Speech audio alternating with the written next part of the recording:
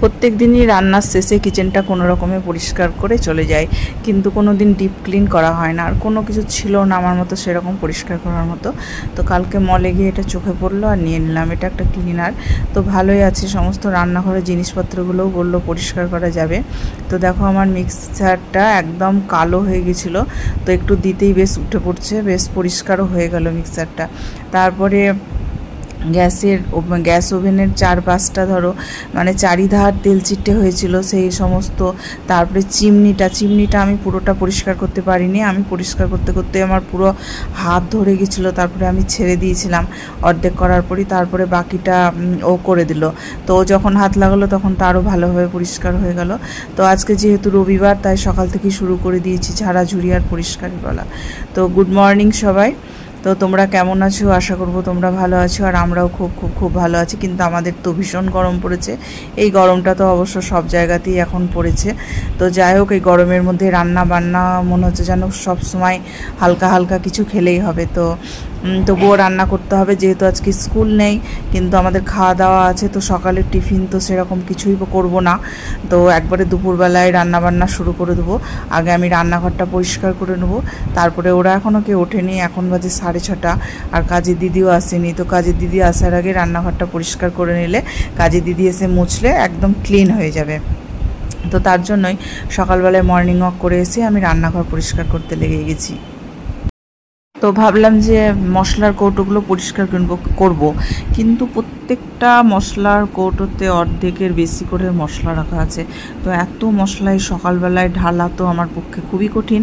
তো কি করলাম বলো তো, মশলার কৌটোগুলোকে সব নামালাম, আর একটা একটা করে মুখ মানে গাটা ওর উপর থেকেই ডিশ ওয়াশ দিয়ে পরিষ্কার করে ধুয়ে নিলাম। তো দেখলাম তার মধ্যে একটুও মশলার মধ্যে জলও ঢোকেনি, দিয়ে একটু মুছে নিলাম, তো একদম পরিষ্কার হয়ে গেল। তো তোমরা হয়তো এতক্ষণ বোর হয়ে গেছো আমার ভিডিওটা দেখতে দেখতে, যে ভাবছো যে কি ব্যাপার দিদিভাই আজকে খালি মোছামুছি, রান্নার কোনো কিছু নেই, খালি মোছামুছি দেখাচ্ছে। তো না গো, সারাদিন মোছামুছি দেখাবো না, আজকে একটা তোমাদের সঙ্গে দারুণ রান্নার রেসিপি শেয়ার করব। তো সেটা হচ্ছে কি, আগেই তোমাদেরকে বলে দিই, সেটা হচ্ছে লাউ আর চিংড়ি। তো একদম আমার নিজস্ব স্টাইলে আমি রান্নাটা করব। তো তোমরা ভিডিওটা দেখতে থাকো, একদম স্কিপ করো না, তো তাহলে বুঝতে পারবে আজকে লাউ রেসিপির রান্নাটা। তো যাই হোক, ভিডিওটা তোমরা দেখতে থাকো, আর ভিডিওটা দেখার পরে একটা লাইক কমেন্ট শেয়ার অবশ্যই করবে। আর নতুন বন্ধু হয়ে থাকলে প্লিজ প্লিজ প্লিজ আমার, তার মধ্যে ওরা উঠে পড়লো। তো গুনগুনের আজকে স্যার আসবে, আর এই ঘরেই পড়াশোনা করে। তো ওরা বাদ যেই মুখ ধুতে গেল, আর আমি এই বিছানাটা পরিষ্কার করে নিলাম। বিছানাটা পরিষ্কার করে ওর ডেস্কটা ওপরে তুলে দেবো, বইপত্রগুলো এসে নামাবে, দিয়ে তারপরে ওদের জন্য চা করব। আর টিফিন বলতে তো বললাম আজ টিফিন বানাবো না। তো গুনগুন তো ফেভারিট খাবার ওর ছাতু খেতে ভীষণ ভালোবাসে, ও ছাতু খাবে, আর আমরা ওরকমই একটা কিছু খেয়ে নেবো, তাহলেই হয়ে যাবে। তারপরে স্নান করে পুজো করে রান্না করব।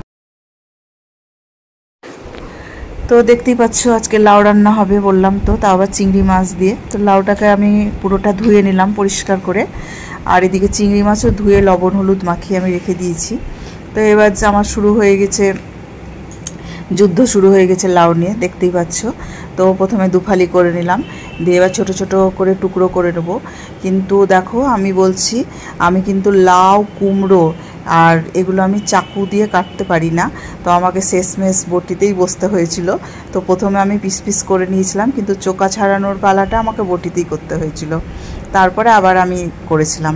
তো যাই হোক, দেখো এখানে আমি একদম ছোট ছোট করে বটিতে কেটে নিয়েছি, আর তেল হলুদ মাখিয়ে তো চিংড়ি মাছটা রেখেছি। তো চিংড়ি মাছটা আমার ভাজা হয়নি, তো তেলটা তাতলেই আমি চিংড়ি মাছ, তো তেল তো গরম হয়ে গেছে, আর এদিকে আমার মাছও ভেজে দিয়ে দিয়েছি কড়াইয়ে। আর আমি একবারে ভাজিনি মাছ, 3বারে মাছ ভেজেছি। তারপরে যখন মাছ ভাজা আমার কমপ্লিট, তারপরে দিয়ে দিলাম পাঁচফোড়ন, দিয়ে দিলাম আর তেজপাতা আর শুকনো লঙ্কা দিয়ে একটু নাড়াচাড়া করে আমি একটা মশলা পেস্ট করে রেখেছি, সেই মশলাটা দিয়ে দিলাম। লাউয়ে বেশি মশলা দিতে হয় না, যেহেতু চিংড়ি মাছ দেবো, তাই আদা রসুন আর পেঁয়াজ বাটা করে রেখেছি, তো সেটাই দিয়ে দিলাম, আর জিরে গুঁড়ো আর একটু ধনে গুঁড়ো।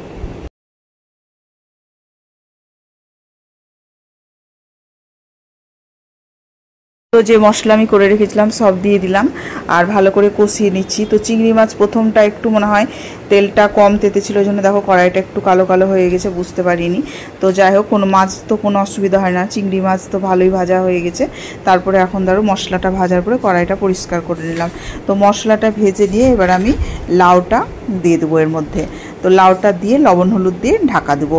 তো দেখো এটা পুরোটা কিন্তু আমি আমার মন থেকেই রান্না করছি, এটা কোনো কিছু দেখে আমি রান্না করিনি। এরকম করে আমি যেহেতু আমি একটু চিংড়ি মাছ দিচ্ছি, তাই আমার ইচ্ছে হলো একটু চিংড়ি মাছের সঙ্গে পেঁয়াজ রসুন না দিলে লাউটা ভালো লাগবে না। তো পরে তো আমি এডিটিং করছি তাই বলছি, লাউটা কিন্তু খুব সুন্দর হয়েছিল খেতে। তো আর চিংড়ি মাছ দিলে তো রান্না ভালোই হবে। তো তোমরাও একদিন এইভাবে করে দেখো, খুব সুন্দর লাগবে। তো আমাদের তো খুব ভালো লেগেছে আজকে রান্নাটা। তো যাই হোক, এবার পুরো মশলাটা আমি লাউয়ের সঙ্গে মাখিয়ে নিলাম। তারপরে আমি মশলাটা মাখানোর পরে আমি ঢাকা দিয়ে দিয়েছিলাম। এখনও পর্যন্ত কিন্তু দেখো আমি চিংড়ি মাছটা দিইনি। তো ভালো করে একটু কষিয়ে না নিলে ভালো লাগবে না, ওই জন্য আমি কষিয়ে নেওয়ার পরে চিংড়ি মাছটা দিলাম।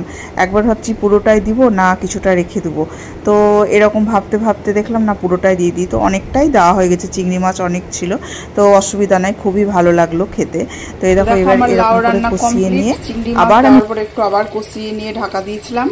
তারপরে দিলাম ঘি আর গরম মশলা। তো এখন দেখো আবার অনেকটা জল বেরিয়েছে, তো জলটা মরে গেলে আমি এবার নামিয়ে নেব।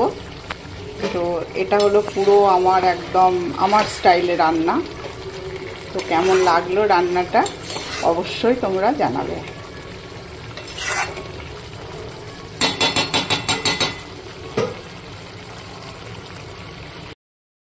তো এখন বাজে 3টে, আর তোমরা দেখতেই পাচ্ছ আমি দুধ নিয়ে, হাতা নিয়ে, চিনির কৌটো নিয়ে বসে গেছি। তোমরা ভাবছো যে আমি কি করছি। বাড়িতে যে আজকে দুষ্টুটা আছে, দুষ্টুরা আজ অত্যাচার আইসক্রিম বানাবে বাড়িতে। এর আগে আমি আইসক্রিম বানাইনি, তার জন্য আইসক্রিমের কোনো বক্সগুলো আমার কাছে নেই। তো আমি এখন কি করে হঠাৎ করে ওকে আইসক্রিম বানিয়ে দিই বলো তো। তো মেয়ের আবদার মেটাতেই হবে। প্ল্যান করলাম যে আমার কাছে চায়ের কাপ আছে বাড়িতে, সেই কাপ বের করলাম। তো আবার 3 জনের 3টা আইসক্রিম বানাবে, তার জন্য দেখো 3 কাপ দুধ আমি মেপে মেপে বাটিতে ঢেলে নিলাম। তো এরপর তো একটু চিনি দিতেই হবে, তো 2 চামচ চিনি দিচ্ছি। তো ওর আবার পছন্দ হচ্ছে না, আরও মিষ্টি দিতে হবে। তো আরেকটু মিষ্টি দিলাম ওর কথা অনুযায়ী। যে ভালো করে চিনিগুলোর দানাগুলো খুব মোটা মোটা, তো ভালো করে নেড়ে নেড়ে চিনিটাকে গলালাম। তো মিক্সিতে দিলে হয়তো ভালো হতো, কিন্তু আমি হাতা দিয়ে করলাম। আর ইচ্ছেও করছে না এই দুপুরবেলায়, আমার এখন রেস্ট টাইম, আর ও এখন আমাকে দিয়ে আইসক্রিম বানাচ্ছে খাবে বলে। তো এই দেখো এবার ও নিয়ে চলে এলো ওরিও বিস্কুট। তো ওরিও বিস্কুটের ভেতরে যে সাদা সাদা অংশগুলো থাকে ওইগুলো এবার দিয়েছে। এবার হাতায় করে ওইটা ঘুরতে হচ্ছে। তারপর আবার দেখো একটা চকলেট এনেও রেখেছে, চকলেটেরও করব বলছিল। তো সেটা তো আমি বুঝিয়ে বললাম আজকে দেখি যদি ভালো হয় তো পরের দিন তোকে চকলেটের করে দেবো। তো যাই হোক, ওই আইসক্রিমটা, চকলেট আইসক্রিমটা থামলো আর কি, যে ঠিক আছে সেটাই মেনে নিল যে আজকে তাহলে বিস্কুটের আইসক্রিমই করি। তো দেখো আইসক্রিম বিস্কুট বের করেছে, অত বিস্কুট লাগবে না 3 কাপ দুধে। তো যতটুকু লাগবে আমি পরিমাণ মতো দিয়ে নিলাম, দিয়ে ভালো করে ঘুটিয়ে নিলাম, দিয়ে কাপে কাপে ঢেলে দিলাম। দিয়ে ফ্রিজে ভরতে যাব, অমন সময় বলছে মা কাঠি লাগবে। এবার আমাদের ঘরে কোনো কাঠি নেই, আমি তো আগেই বললাম আইসক্রিমের কোনো ব্যবস্থাই নেই আমার ঘরে, যেহেতু এর আগে আমি করিনি। তো এবার যদি ভালো হয় তাহলে আমি ব্যবস্থা করে রাখবো এবং ওকে বানিয়ে দেবো। তো তারপরে কী নিয়ে এলো জানো, শুনলে তোমরা হাসবে, টুথপিক নিয়ে এলো, দিয়ে সেইগুলো গ্লাসের মধ্যে ভরে দিল। তো তারপরে একবার মাঝে গিয়ে দেখে এসছে, তোমাদেরকে ভিডিও করে দেখাবো। তো তারপরে সন্ধ্যা কি রাত্রি 9টার সময় সেই আইসক্রিম বের করা হলো, এবং আইসক্রিমটা বেশ ভালোই জমেছিল। তো তোমরা ভিডিওটা দেখো। এখন বাজে বিকেল 5টা, আর 5টার সময় ঘুম থেকে উঠেই ফ্রিজ খুললো। তো ফ্রিজ খুলে বের করে আইসক্রিমটা দেখলো, যে গাগুলো দেখলো নরম হয়ে আছে, মানে 70% ধরো জমেছে, এখনও 30% বাকি আছে। তো তার জন্য আমাকে দেখালো, এবং আমি বললাম এখনও সময় লাগবে, কেবল তো 2 ঘন্টা হলো, তুই সন্ধ্যার পরে দেখবি। তো বন্ধ করে রেখে দিল। আমরা চলে এসেছি বাজারে, বাজার বলতে কাদায়ে, মানে কয়েকটা ওর আবার খাতা কেনা বাকি ছিল, তো তার জন্যই বেরিয়ে গেলাম। আর বাজার থেকে আস্তে আস্তে 9টা, আর এসে সঙ্গে সঙ্গে গুনগুন ফ্রিজ খুলে আইসক্রিম বের করলো। তো আইসক্রিম তো এবার একদম শক্ত হয়ে গেছে, যেমন আইসক্রিম হয় একদম। দেখো আমি কাগজটা ছিঁড়ছি, এবার একদম খাওয়ার মতো হয়েছিল, আর খেতেও খুব ভালো হয়েছিল। তো তোমরাও বানিয়ে খেও এরকম করে, আমি তো আবার বানাবো যেহেতু আজ ভালো লাগলো। তো আজকের ভিডিওটা আমি এখানেই শেষ করলাম। তোমরা খুব ভালো থেকো, সুস্থ থেকো, আবার একটা নতুন ভিডিওতে তোমাদের সঙ্গে দেখা হচ্ছে। তো আজকের মতো টাটা।